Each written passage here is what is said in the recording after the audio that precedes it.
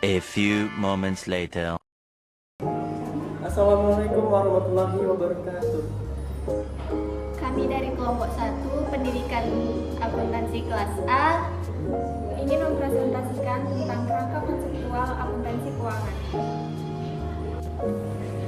Nah, jadi saya akan menjelaskan tentang laporan keuangan. Kerangka konseptual akuntansi keuangan ini adalah sistem yang menyangkut tujuan dan dasar-dasar yang saling berhubungan dan dapat menghasilkan standar yang konsisten. Jadi kerangka konseptual ini sangat penting bagi perkembangan akuntansi karena berguna untuk meningkatkan pemahaman dan keyakinan para pemakai laporan keuangan. Tujuan dari pelaporan keuangan ini untuk memberikan informasi yang berguna bagi investor dan kreditor dalam pengambilan keputusan investasi dan kredit. Nah, selanjutnya saya akan menjelaskan tentang diagram dan kerangka kerja konseptual laporan keuangan. Tingkat pertama itu ada yang namanya tujuan. Idealnya standar akuntansi ini dikembangkan sesuai dengan kerangka kerja konseptual sehingga dapat menghasilkan laporan akuntansi yang lebih bermanfaat. Pada tingkat kedua itu disajikan karakteristik yang membuat informasi akuntansi berguna dan unsur-unsur laporan keuangan. Dan yang ketiga itu ada yang namanya disajikan konsep-konsep pengukuran dan pengakuan yang akan digunakan dalam menetapkan dan mengaplikasikan standar-standar akuntansi. Yang keempat ada yang namanya penyajian dan penyusutan, kriteria yang mengatur cara laporan keuangan disusun dan disajikan.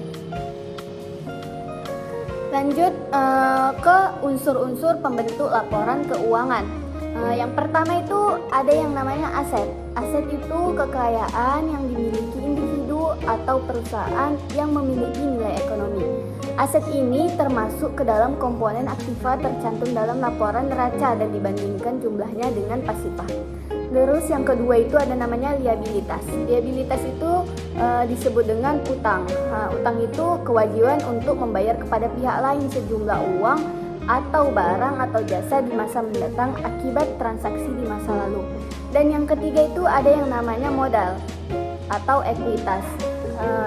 Ekuitas ini selisih antara aset dan liabilitas, menunjukkan nilai bersih perusahaan. Yang keempat itu ada yang namanya pendapatan. Pendapatan ini arus masuk aset perusahaan selama satu periode setelah penyerahan barang atau jasa. Yang kelima itu ada yang namanya beban. Beban itu arus keluar kas yang dilakukan perusahaan untuk memastikan kelancaran operasi bisnis.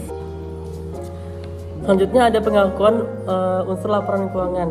Di pengakuan ini unsur laporan keuangan itu diakui ada 4, yaitu nilai wajar, kedua manfaat ekonomi, ketiga asumsi prioritas, dan keempat ada probabilitas masuk akal.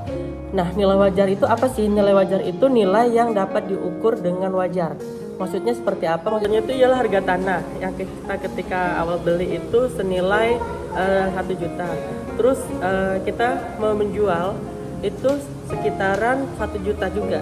Itu disebut tidak wajar. Atau kenapa tidak wajar? Karena tanah itu setiap tahun, setiap periode itu tanah itu akan mengalami kenaikan harga. Nah, disitulah pengakuan unsur laporan keuangan itu disebut tidak wajar. Terus wajarnya seperti apa? Wajarnya itu ialah awal kita beli tanah seharga 1 juta, saat kita jual itu harganya itu menjadi 10 juta dan itu diterima oleh orang banyak ataupun diakui oleh pasaran. Nah, hal itu disebut namanya harga wajar. Intinya, harga wajar itu ialah harga yang sama-sama disepakati oleh pembeli dan penjual dan diakui di pasaran. Yang kedua yaitu adalah manfaat ekonomi. Nah, unsur laporan keuangan itu harus memiliki manfaat ekonomi di masa yang akan datang. Contohnya ialah unsur aset, yaitu saya ambil contohnya piutang usaha atau piutang dagang. Nah, saat kita melakukan penjualan itu akan menambah uang kita di kemudian hari gitu, aset kita di kemudian hari. Piutang itu kan akan menambah manfaat ekonomi kita di kemudian hari. Dan yang ketiga yaitu asumsi periodisitas atau aktivitas ekonomi dapat dipisahkan dalam setiap periode. Maksudnya seperti apa? Jadi walaupun dapat dipisahkan setiap periode, ingat kita harus mengingat bahwanya laporan keuangan itu harus juga berkesinambungan walaupun dapat dipisahkan. Keempat yaitu probabilitas masuk akal. Nah, ini kemungkinan besar dapat manfaat ekonomi yang akan diterima. Maksudnya itu masuk akal, laporan keuangannya itu jelas dan masuk akal, tidak ada yang ambigu gitu ibaratnya. Selanjutnya itu ada pengukuran unsur laporan keuangan. Nah, di sini ada dua, ya ini nilai wajar dan biaya historical atau historical cost. Nah, nilai wajar tadi sudah saya bahas, pertama yaitu atau fair value, ya ini nilai yang akan diterima jika aset dijual atau hutang piutang dalam kondisi pasar yang wajar. Jadi pengukurannya itu dicatat di saat laporan keuangan itu memiliki nilai wajar. Kedua adalah biaya historical atau historical cost, ya ini biaya perolehan aset, hutang piutang pada saat pembelian atau penerimaan. Maksudnya seperti apa? Maksudnya seperti ini. Misal tadi beli tanah, harganya itu 1 juta.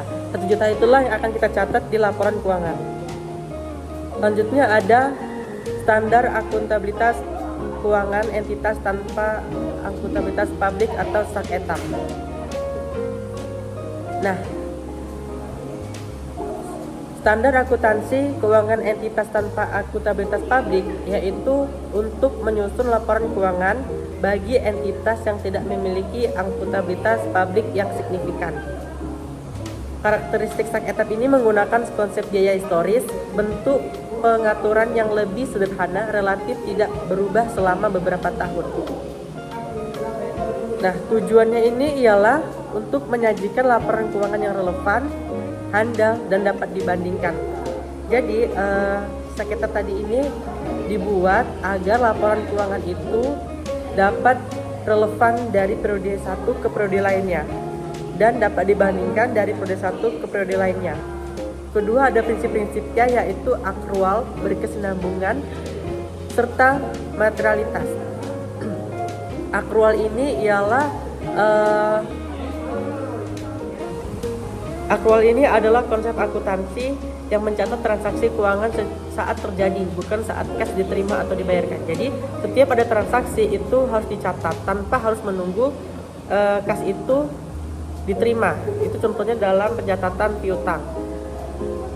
Ketiga adalah standar, ya ini sebuah standar ataupun pedoman yang harus dipatuhi, yaitu aturan khusus untuk menstandarisasi pengakuan, pengukuran, dan penyajian. Jadi SAKETAP ini dibuat untuk menstandari semua laporan keuangan yang ada di Indonesia agar laporan keuangan itu dapat dibandingkan dari perusahaan satu ke perusahaan lain dan dapat dimengerti oleh pihak internal maupun pihak eksternal. Saya akan melanjutkan tentang standar akuntansi ekuitas mikro kecil dan menengah atau yang disingkat dengan SAK EMKM. Apa itu standar akuntansi entitas mikro, kecil, dan menengah? Yaitu adalah standar akuntansi yang disusun untuk menyusun entitas mikro, kecil, menengah atau UMKM dalam menyusun laporan keuangan yang lebih sederhana, yang lebih sempurna dan lebih jelas. Nah, tujuan dari SAK MKM ini adalah mendapatkan informasi keuangan yang jelas dan tepat.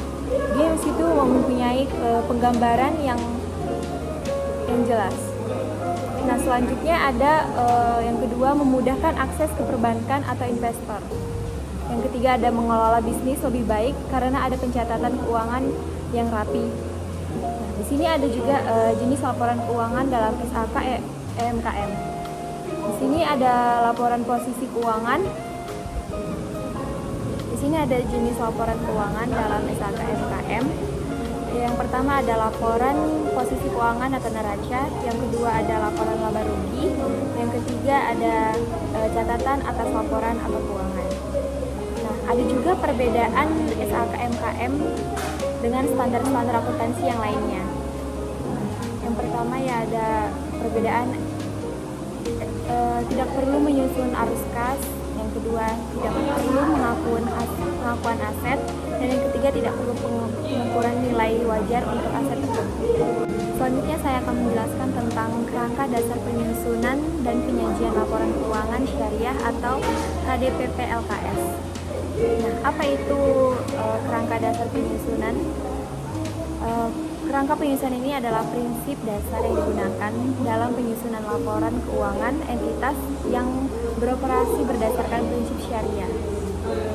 Ini termasuk bank syariah, koperasi syariah, asuransi syariah, dan usaha-usaha lainnya yang menerapkan prinsip Islam yang di dalamnya. Tujuan dari laporan keuangan syariah ini untuk memberikan informasi keuangan yang transparan sesuai prinsip dari syariah tersebut. Ada juga komponen laporan keuangan syariah, yang dimana ada laporan posisi keuangan atau neraca, yang kedua ada laporan laba rugi, yang ketiga ada laporan arus balik, yang keempat ada laporan perubahan ekuitas, dan yang kelima ada catatan atas laporan keuangan, keenam ada laporan sumber dan penggunaan zakat, dan yang terakhir ada laporan sumber dan penggunaan dana.